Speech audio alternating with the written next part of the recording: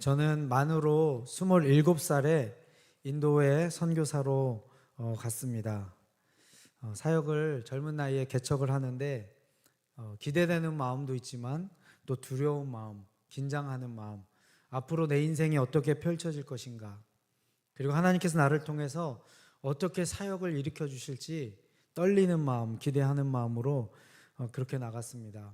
결혼을 하고 또 아내를 이제 데리고 나가니까 내 인생만 걸린 것이 아니라 이제 우리의 가정, 우리 아내의 인생이 함께 하는구나, 더 그 무게감을 갖게 됐고요. 1년 안에 저의 제자이면서 또 같이 동역자였던 후배 선교사 10명이, 젊은 선교사들이 따라서 인도로 들어왔습니다. 그들은 그냥 제가 있으니까 그냥 이렇게 따라온 거예요. 선교사 10명을 이끄는 팀의 리더가 되어서 어깨가 더 무거워졌습니다. 제가 사역했던 곳은 세계에서 미전도 종족이 가장 많은 나라 인도, 그것도 그 나라의 수도, 그 나라의 가장 엘리트들이 모인다고 하는 델리 대학교 옆에 자리를 잡고 아주 꿈을 가지고 내가 인도에서 가장 똑똑한 이 대학생들을 변화시키고 전도하고 훈련해서 이들이 인도의 지도자가 됐을 때 이 나라를 한번 뒤집었으면 좋겠다, 이런 마음을 가지고 기도하는 마음으로 사역을 준비했습니다. 그러나 막상 현지에 도착했을 때의 그 꿈과는 달리 저의 모습은 너무 약하고 연약한 존재였습니다. 하루하루를 과연 내가 버티고 살아갈 수 있을까? 내가 이곳에서 과연 사역을 개척하고 성공적으로 선교 사역을 감당할 수 있을까라고 하는 그 두려움과 긴장하는 마음이 날마다 제 마음 가운데 있었습니다. 2년 동안 사역을 열심히 하고 준비를 해서 드디어 우리 대학생들, 꿈에 그렸던 프로젝트, 인도의 젊은이들, 대학생들을 위해서 하는 제자 훈련 프로그램, DTS 6개월간의 훈련 프로그램을 이제 하게 되었습니다. 하나님께서 감사하게도 많은 은혜를 주셔서 한국인 학생 21명, 인도인 대학생들 13명, 그리고 미국 학생 1명, 총 35명의 학생들이 지원을 해서 모집이 되었고요. 또 이들을 섬기기 위한 우리 선교사들과 사역자들 약 15명, 총 50명이 그렇게 사역을 시작하게 되었습니다. 이 짧은 시간 안에 이렇게 또 귀한 사역을 시작하게 해주신 하나님께 너무 감사한 마음이 있었고, 그리고 델리대학교 옆에 집 4채를 빌려서 또 선교센터를 그렇게 갖출 수 있었습니다. 낯선 땅에서 사역을 하는데 하나님께서 이 짧은 시간 안에 앞이 하나도 보이지 않았는데 이 귀한 사역을 하게 해주시니 얼마나 마음에 감사한 마음이 제 안에 들었겠어요. 이제 훈련 사역을 시작한 지 일주일 정도 지났을 때 이 감사를 하나님 앞에 어떻게 표현할까? 젊은 나이에 선교지에 가서 사역을 일으키게 된 것이거든요. 근데 하나님께서 그런 마음을 주셨어요. 파티를 해라, 파티를. 감사하는 마음을 여기에 있는 우리 학생들과 사역자들과 함께 파티를 해라. 파티를 어떻게 할까? 이렇게 고민을 하고 있었어요. 뭐 치킨을 튀길까? 바베큐를 할까? 이렇게 뭐를 할까 이렇게 고민하고 있었는데 한국에서 온 훈련생 1명이 지나가면서 감자탕 먹었으면 좋겠다. 갑자기 한국의 감자탕, 뼈다귀 해장국 이야기를 하는 거예요. 그 이야기가 제 귀에 탁 들렸고, 이거로 하면 좋겠다. 한국 학생들이 인도 음식만 먹고 그래서 한국 음식을 막 그리워하고 있었거든요. 한국 음식을 먹어보지 못한 인도 학생들에게도 이 음식을 한번 해주면 좋겠다. 그들이 잘 먹을지 모를지는 모르지만 한번 해보자. 그래서 이제 우리 후배 사역자 중에 요리를 잘하는 우리 선교사와 함께 이만한 큰 솥을 샀어요. 우리나라는 가마솥이 있지만 인도에는 가마솥이 없습니다. 양은으로 된 아주 큰 솥을 샀어요. 막 고기를 사고 저희가 할 수 있는 방법으로 최고의 맛을 내기 위해서 좋은 재료 다 넣고 감자탕을 끓였습니다. 제가 먹어본 감자탕 중에 최고 맛있는, 지금도 그 맛을 잊을 수가 없습니다. 그래서 이제 학생들이 어떨까 딱 잔치 음식으로 내놨는데 얼마나 맛있는지 학생들이요 막 소리를 지르고, 맛있어서가 맛있는 게 아니고 한국 음식이 나왔잖아요. 한국 음식 못 먹고 일주일 동안 인도 음식 막 먹다가 인도 학생들은 어떤지 너무 궁금했거든요. 너무 맛있다고 막 국물까지 막 핥아 먹는 거예요. 그래서 마음껏 먹으라고, 많이 끓였으니까. 양 조절을 못해서요. 저희가 끓여도 너무 많이 끓였는데 점심 때 그냥 배가 터지게 먹었는데 반도 못 먹은 거예요. 반 넘게 남은 거예요. 야, 큰일 났다. 이렇게 많이 남았어. 이거 어떡하냐. 그랬더니 저녁에 또 먹으면 되지 않냐요. 점심에 먹었는데 저녁에 또 먹냐니까 막 사람들이 막 박수 치는 거예요. 아, 저녁에도 우리 이렇게 맛있는 걸 먹을 수 있구나. 이제 저녁 시간이 됐습니다. 그 점심 때 맛있게 했던 감자탕을 끓이는데 이상한 냄새가 나는 거예요. 아주 향기롭고 고소하고 맛있는 냄새가 났던 그 음식이 불과 몇 시간 지나서 이게 이상한 냄새가 나는 거예요. 딱 가서 냄새를 맡아보고 먹어봤더니 상했어요. 그 많은 감자탕이. 그래서 제가 너무 속상하고 화가 나서 이 요리 담당하는 우리 선교사한테 왜 이거 안 끓여놨냐고.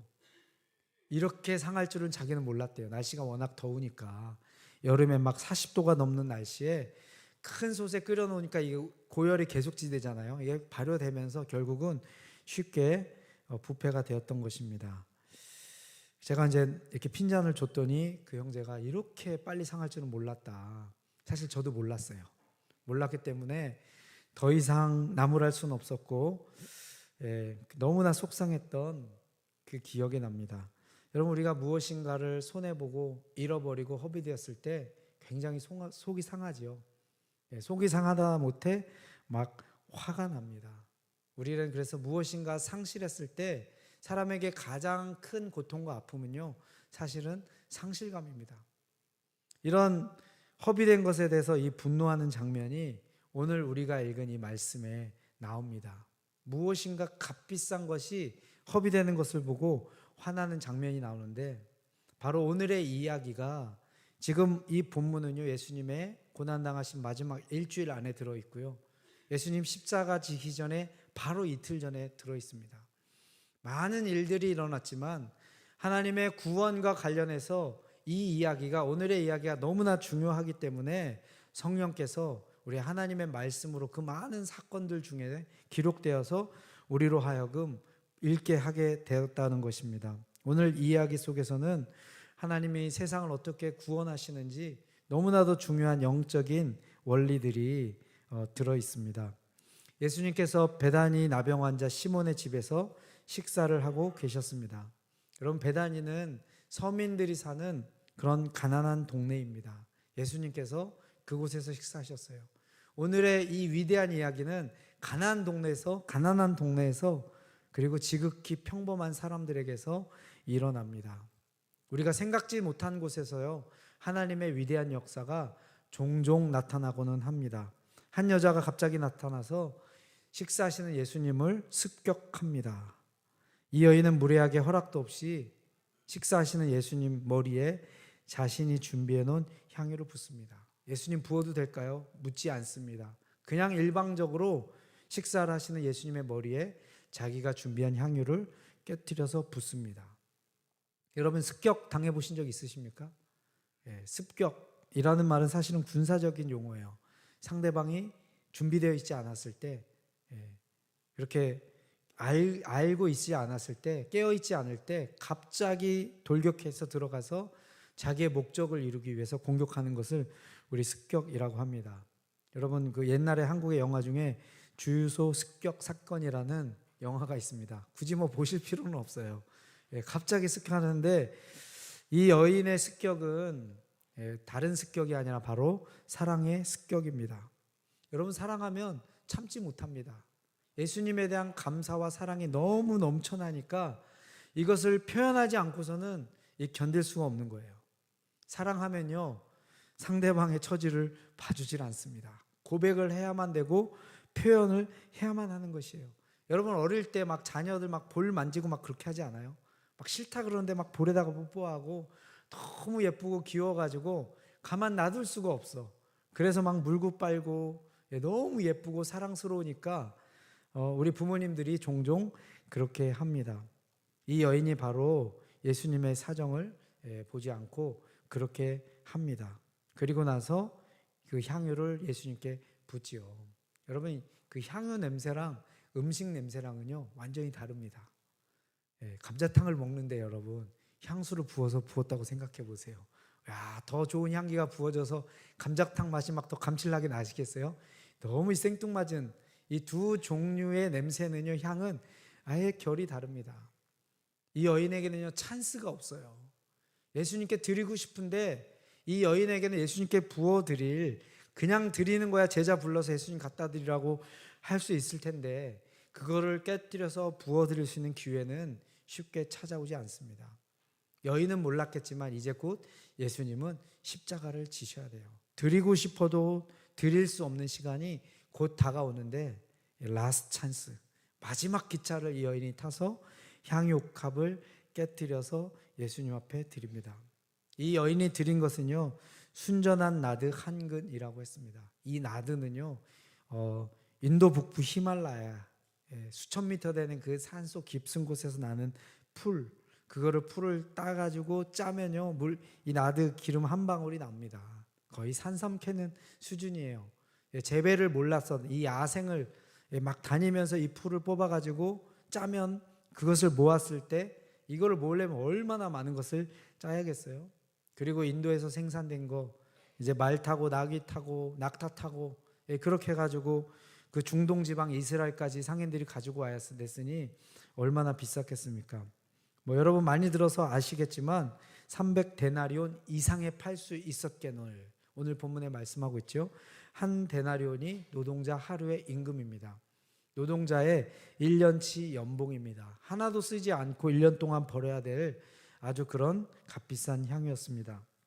하나님은 이렇게 하나님을 사랑하고 자원하는 자들을 통해서 하나님이 일하십니다. 그런데 이 여인이 행한 것을 보고 화를 내는 사람들이 있죠.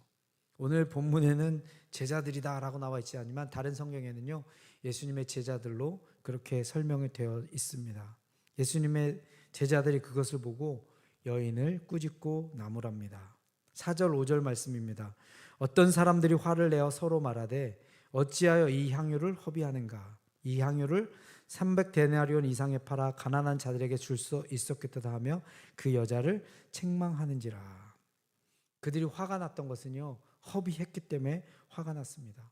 그냥 향유를 잘 포장해서 예수님께 드리면 그 가치가 보존되어서 그대로 있을 거 아니에요. 제자들이 화낸 것은 이 여자가 향유를 예수님 앞에 드렸기 때문에 화낸 게 아니라 그것을 깨트려서 예수님 앞에 부었기 때문에 왜 쓸데없이 이것을 낭비하느냐. 지금 제자들 눈 앞에는요, 예수님께 향유 드리는 것은요, 사치입니다. 예수님은 그것을 받을 만큼 그렇게 존귀한 분이 아니에요. 예수님께 드린 이 향유는 너무 비싸, 투마치야. 이렇게까지 할 필요 없는데 왜 이것을 허비하느냐. 차라리 이렇게 했을 바에는 이것을 팔아서 가난한 자들을 도와주는 것이 낫지 않겠느냐, 이렇게 지금 하고 있는 거예요. 제자들이 진짜 가난한 사람들에게 관심이 있었을까요? 그것은 아니죠. 지금 명분을 만들기 위해 가장 좋은 명분을 찾아서 이 여인들은 이 비싼 게 사용된 것이, 이 제자들은요, 그것이 너무 아까운 것이에요. 그래서 여인을 책망합니다. 막 화를 내면서 책망하는데, 이 책망한다라는 말은요, 그냥 혼낸다, 꾸짖는다 정도 수준이 아니라 이 원어적인 의미는 말로 폭격하고 폭력을 행사하는 것입니다. 말로 계속 때렸어요. 여러분, 몽둥이로 때리는 게 아픕니까? 말로 때리는 게 아픕니까? 둘 다 아프죠. 그게 뭐가 더 아파요?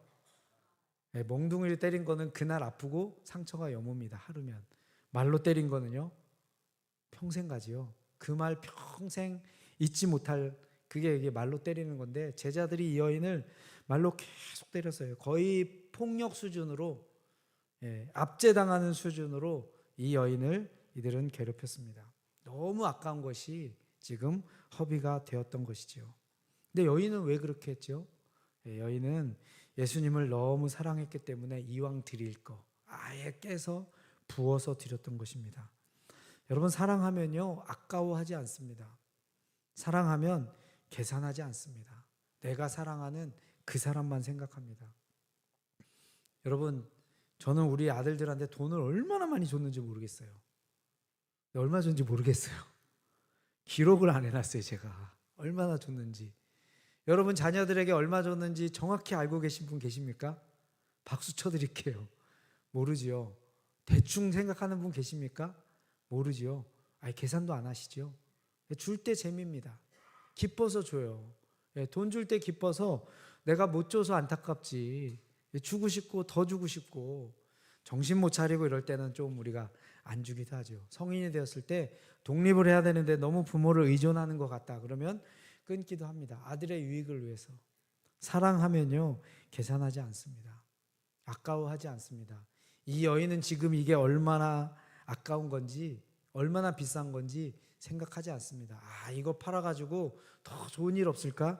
그런 거 생각하지 않습니다. 오로지 예수님만 사랑해서 그것을 예수님 앞에 드립니다. 여러분, 교회에서 드린 시간이 얼마나 많아요. 한번 생각해 보세요. 어릴 때부터 제가 와보니까 우리 교회 설립할 때부터 계시는 분들이 계시더라고요. 또 어떤 분들 만나면 중학교 때부터 여기 나오셨대요. 또 어떤 분들은 고등학교 때부터 나오셨대요. 수십 년 동안 여러분 하나님 앞에 드리는 그 시간 계산하지 않으시잖아요. 왜요? 사랑하니까. 사랑하는 분을 위해서 함께한 그 시간을 계산하는 사람이 없습니다. 지금 내가 하나님 앞에 헌금 얼마 드렸는지 장부에 다 적어놔가지고 얼마인지 아시는 분 계십니까? 없으시죠. 기쁨으로 감사함으로 우리는 그렇게 드리는 것이죠. 사랑하면 드리고요. 사랑하면 허비하는데 사랑한 만큼 드립니다. 내가 예수님을 얼마나 사랑하는지를 측정해 보려면요, 간단합니다. 내가 주님께 무엇을 드리는가, 내가 얼마를 드리는가를 생각해 보면 됩니다. 오늘 본문에는 세 종류의 사람이 나오지요. 예수님 때문에 자기 이익이 침해당하자 예수님을 죽이기로 결정한 사람들이 있어요. 바리새인들이고요, 제사장들이고요, 그리고 율법학자들입니다. 이 사람들이 예수님께 적대적이죠. 가룟 유다도 이 무리에 속합니다. 이 사람들은 자기 이익, 예수님이 조금이라도 방해되니까 아예 죽이기로, 제거하기로 결정한 사람이에요. 두 번째 무리는 누구죠? 예수님의 제자들이죠. 지금 3년이나 같이 다니면서 예수님의 누구보다도 가장 많은 사랑을 받은 사람들이에요. 누구보다도 예수님의 이익에 관심을 가져야 될 그들이지만요, 예수님의 이익에는 관심이 없습니다. 지금 예수님의 제자들의 실질적인 관심은 뭐예요? 한 자리 차지하는 거예요. 하나님의 권능으로 임하셔서 예수님이 이스라엘을 회복할 때 로마로부터 독립해서 예수님이 그 정권을 잡으시면 장관 자리 하나씩 차지하려고 지금 예수님의 제자들은 온통 그 관심밖에 없어요. 이것에 현혹되어서 배와 그물과 그리고 세금 걷는 그 좋은 직장도 다 때려치고 더 큰 것을 얻으려고 지금 예수님을 따라가는 사람들입니다. 자기 이익에만 함몰되어 있는 그런 사람들이지요. 그리고 이 여인이 나오죠. 이 여인은 누구보다도 예수님을 사랑하는 여인입니다. 하나님의 나라는, 하나님의 구원의 역사는 능력으로 이루어지지 않습니다. 실력으로 이루어지지 않습니다. 하나님을 순전하게 사랑하는 사람들을 통해서 하나님의 나라의 구원의 역사가 펼쳐집니다. 예수님의 제자들은 시험에 들었어요. 이 귀한 것, 더 좋은 일에 쓸 수 있는 그들은요, 경제적인 효율성으로만 생각을 합니다. 자기들이 하나님에 대해서 일어난 모든 일에 대해서 예수님이 어떻게 평가하시고 반응하시는지 살피지도 않습니다. 예수님께 묻지도 않습니다. 자기들이 주인 되어서, 자기들이 최고 꼭대기에 앉아서 자기들의 생각으로 다 재단합니다. 교회가 돈을 이렇게 쓰면 안 되는데. 제가 이렇게 해보면요, 교회는 담임 목사님들이 많더라고요. 교회는 장로님들이 많더라고요. 물어볼 수 있는데, 이거 왜 이렇게 하는 거죠? 근데 자기가 벌써 다 재단을 합니다. 교회가 돈을 이렇게 쓰면 안 되는데, 저분, 저 성도님, 저 집사님 재정을 저렇게 쓰면 되지 않는데, 정말 가난한 자들에게는 관심도 없으면서 자기의 논리가 자기를 지배하는 사람이 있습니다. 가룟 유다는요, 이 사건 이후로 바로 뛰쳐나갑니다. 바로 뛰쳐나가요. 야, 예수님 해도 너무하시네. 어떻게 3천만 원, 5천만 원이 되는 그 향수를 한 방에 부어버리셔. 그것도 여인을 꾸지람도 하지 않고 꾸중도 주지 않고 오히려 변호하고 두둔하는, 명품 좋아하는, 사치하는 예수님으로밖에 이 유다의 눈에는 예수님이 비춰지지 않았습니다. 그렇지만 예수님은 이러한 이 여인의 행동을 다른 관점에서 해석해 주시고 평가해 주십니다. 6절부터 8절까지 말씀입니다. 예수께서 이르시되 가만두라. 너희가 어찌하여 그를 괴롭게 하느냐. 그가 내게 좋은 일을 하였느니라. 가난한 자들은 항상 너희와 함께 있으니 아무 때라도 원하는 대로 도울 수 있거니와 나는 너희와 항상 함께 있지 아니하리라. 그는 힘을 다하여 내 몸에 향유를 부어 내 장례를 미리 준비하였느니라. 여러분, 아무리 돈을 많이 주어도 할 수 없는 것이 있죠. 돈으로서는 살 수 없는 것이 있습니다. 그것은 바로 생명에 관한 것이죠. 돈이 아무리 많아도요, 우리 병을 고칠 수가 없습니다. 지금 예수님이 하려는 일은 뭐죠? 온 인류의 생명을 위해서, 살리기 위해서, 육신의 생명뿐만 아니라 영원한 생명을 주시기 위해서 이제 십자가에서 고난당하시는 인류의 모든 죄를 자신이 친히 짊어지시고 대제사장의 그 위대한 사역을 이제 하실 그 시점입니다. 이 여인이 한 행동은요, 예언적이고 상징적입니다. 여러분, 우리가 어떤 중요한 일을 할 때 공식적인 행사를 하죠. 사랑하는 남자와 여자가 이제 가정을 일구며 가정을 꾸릴 때 어떻게 하죠? 사람들에게 공식적으로 선포합니다. 우리가 이제 부부로서 한 몸을 이뤄서 가정을 이룹니다. 그 공식적인 행사를 우리는 결혼식이라고 합니다. 우리 정치하는 분들은 새로운 정치에 어떤 일을 하기 위해서는요, 창당대회, 당을 만들면서 공식적인 그 행사를 합니다. 예수님은 이제 유대의 스승을 넘어서서 온 인류의 죄를 감당하실 공식적인 그 사역을 감당하셔야 되는데, 공식적인 그 사역에는요, 유대 전통 구약의 이스라엘 역사에는요, 기름을 붓습니다. 기름을 붓는 순간에 오피셜하게 되는 거예요. 공식적인 이제 활동이 전개가 되는 것입니다. 이 여인이 알지 못하고 부었겠지만 예수님이 기름 부음을 통해서 이제 하나님으로부터 공식적으로 임명을 받은 메시아로서 그 구원 사역을 감당하게 되시는 거죠. 그래서 예수님께서 내 몸에 향유를 부어 내 장례를 미리 준비하였느니라. 자기가 죽을 것을 이 여인이 예언적이고 상징적으로 한 너무나도 꼭 필요한 소중하고 가치 있는 일임을 그렇게 예수님 말씀하고 있습니다. 여러분, 온 인류를 짊어질 이 공식적인 예수님의 희생에 얼마짜리 기름이 부어져야겠습니까? 길거리에 파는 2,000원짜리 식용유 그거 부어야겠습니까? 그거보다 비싼 몇만 원짜리 참기름을 부어야겠습니까? 하나님께서 예비해 두신 한 여인, 가난한 여인, 그 사랑의 그 헌신을 통해서 가장 귀하고 값진 향유가 이제 곧 죽으시고 희생당하실 예수님께 부어졌다는 것입니다. 더 비싸고 더 귀한 것이 있겠지만 그래도 왕에게 드릴 만큼 걸맞는 가장 귀한 향유가 왕 대신 예수님 앞에 부어지게 됐다고 하는 것입니다. 이 여인의 행동에 대해서 예수님께서 이제 설명해 주시고 그 다음에 이 여인을 위로해 주시고 보상해 주십니다. 여러분, 모든 헌신에는요 보상이 뒤따릅니다. 하나님께서 그냥 지켜만 보진 않으십니다. 9절 말씀에 우리 주님이 이 여인을 위로하시고 보상해 주십니다. 내가 진실로 너희에게 이르노니 온 천하에 어디서든지 복음이 전파되는 곳에는 이 여자가 행한 일도 말하여 그를 기억하리라 하시니라. 이 여인 무명의 여인입니다. 2000년 전에 살았던 여인입니다. 이 여인이 한 것이 얼마나 예수님의 마음을 기쁘게 하고 너무 소중하고 필요한 것이었던지 예수님께서 뭐라고 말씀하세요? 온 천하에 이 여인이 행한 것을 기념하게 될 것이다. 온 천하요. 너희들은 이 여인이 행한 것을 기념하고 본받고 이 여인을 향해서 박수를 쳐라. 예수님께서 이 여인에게 칭찬을 해 주십니다. 이 여인에게는 예수님께 인정받게 되는 것이죠. 세상에는 많은 종류의 보상이 있습니다. 한 달인가 2달 전에 저희 교회를 방문했던 아프리카의 한 선교사님이 계세요. 그분께 직접 들은 이야기는 아닙니다. 아프리카 오지 가셔서 학교를 세우시고 이 교육 사역을 하세요. 그런데 그분의 아들인데 학교를 가서 공부를 하는데 공부를 하나도 안 하는데 성적을 너무 잘 받아오는 거예요.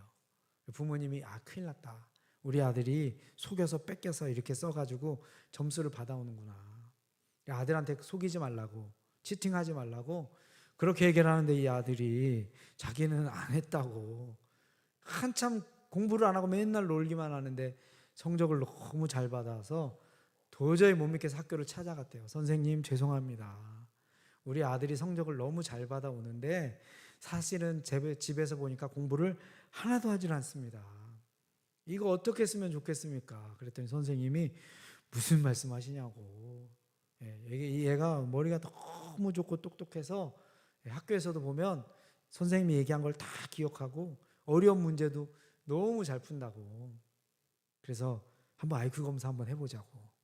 그랬는데 이 아이의 IQ가 184가 나왔대요.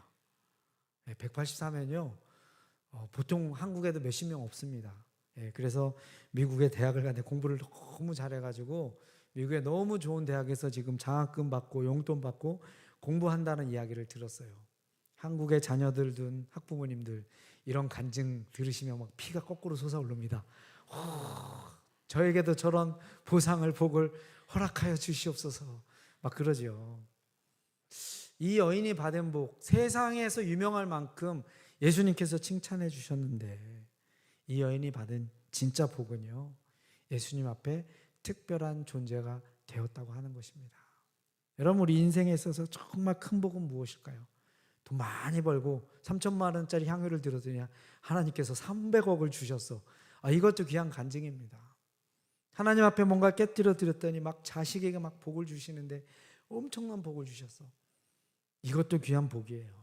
정말 귀한 복은 하나님 앞에 특별하고 의미 있는 존재, 예수님이 얼마나 자랑하고 소중히 여겼으면 온 천하에 이 여인이 행한 일을 기억하라 할 만큼 이 여인을 특별하고 귀하게 여기셨습니다.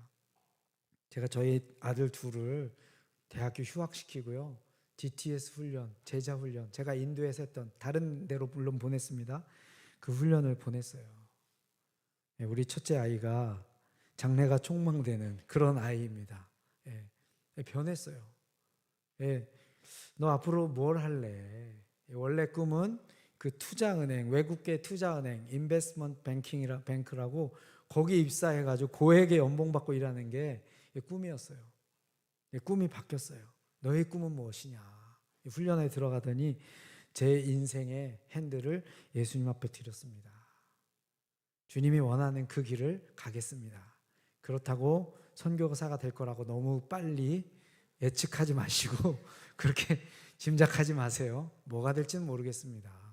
그런 고백이 일어났어요. 제가 얼마나 감사한지 모르겠습니다. 그래서 뭐 할 건데? 아빠가 물었어요. 그랬더니 그건 예수님께 기도해 봐야죠.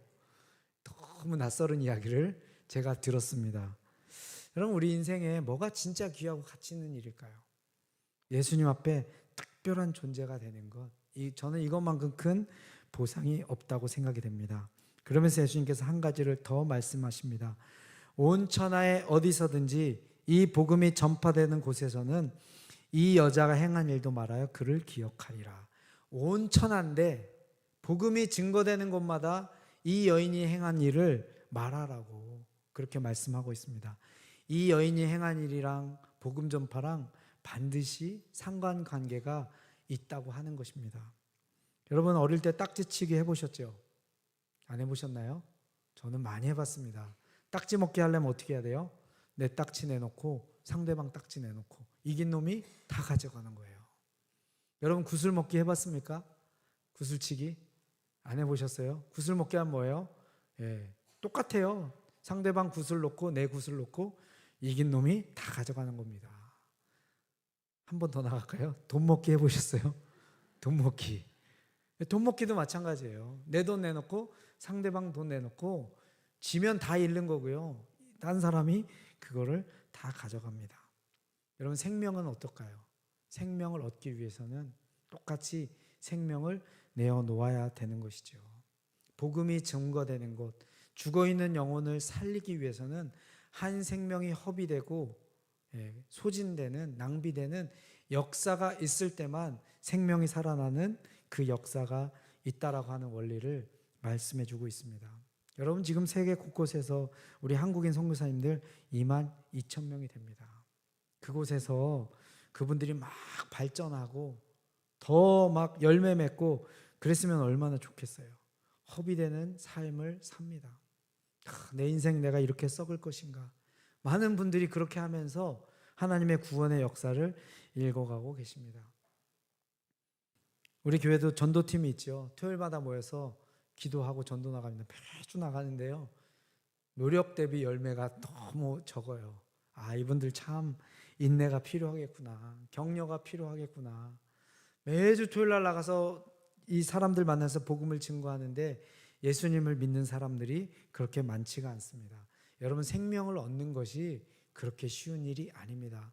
생명을 내어놓고 희생하며 헌신할 때만 그쪽 생명도 넘어올 수 있는 기본 전제가 준비된다고 하는 것입니다.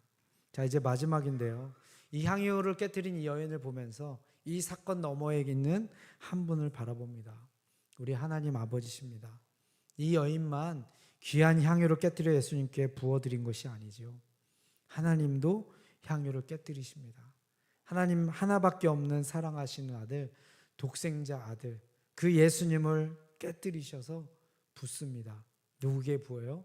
저의 머리 위에 부으시고요, 여러분 머리 위에 부어주십니다. 하나님의 가장 뜨겁고 소중한 그 생명의 사랑을 우리를 살리기 위해서, 우리를 건지기 위해서는요, 생명을 내어줘야 되는데 하나님은 그 아들의 생명을 우리를 위해서 내어주셨습니다. 그 비싸고 세상에 하나밖에 없는 가장 가치 있는 향유옥합을 깨뜨려서 여러분 머리에 부으셨습니다. 여러분 한번 상상해 보세요. 그 향유가 여러분 온몸을 타고 지금 여러분을 적시고 내려오고 있습니다. 그 냄새가 진동하고 퍼지고 있는데요, 너무 아름다운 냄새, 하나님의 사랑의 냄새, 우리를 존귀하게 여기시고, 그리고 우리를 정결케 하시고 깨끗게 하시고, 그리고 이 향유를 부음받은 자마다 하나님 나라의 영원한 유업을 물려주시겠다고 하는 약속까지 포함되어 있는 바로 그런 향유입니다. 여러분, 하나님이 그렇게 깨뜨리셨는데 그분의 아들 예수님은 어떻게 하셨죠? 예수님도 자신이라고 하는 향유를 깨뜨려서 우리에게 주셨습니다. 다 쏟아서, 물과 피를 다 쏟고 우리에게 주신 것입니다. 인류 역사에 많은 향유옥합이 있었지요. 딱 한 개의 향유옥합, 오늘 말씀에 나오는 예수님께, 메시아신 예수님께 부음받은 향유옥합입니다. 여러분도 각자의 다 향유옥합을 가지고 계시죠? 우리 인생은 얼마짜리가 아닙니다. 300데나리온 이상이나 받을 수 있었을 텐데 많은 사람들이 얼마짜리로 자기 인생을 매깁니다. 연봉이 얼마인지, 재산이 얼마인지 스스로가 등급을 매기고 많은 물질을 가졌을 때 인생의 성취감을 느낍니다. 여러분, 우리 인생은 얼마짜리로 하기에는요, 너무 소중하고 값비싼 인생이에요. 하나님의 향유옥합을 깨뜨려서 우리에게 부어주신 그런 소중한 존재들인데 얼마짜리로 우리가 그렇게 평가를 받을 수 있겠습니까? 결국 우리 인생은요, 누구에게 부음받은 것인가? 이 여인은 향유를 부으면서 자기 자신을 예수님 앞에 부어드렸다고 하는 것입니다. 이제 말씀을 정리하면서 우리 함께 기도했으면 좋겠습니다. 예수님의 말씀을 다시 한번 여러분에게 말씀드리고 싶습니다.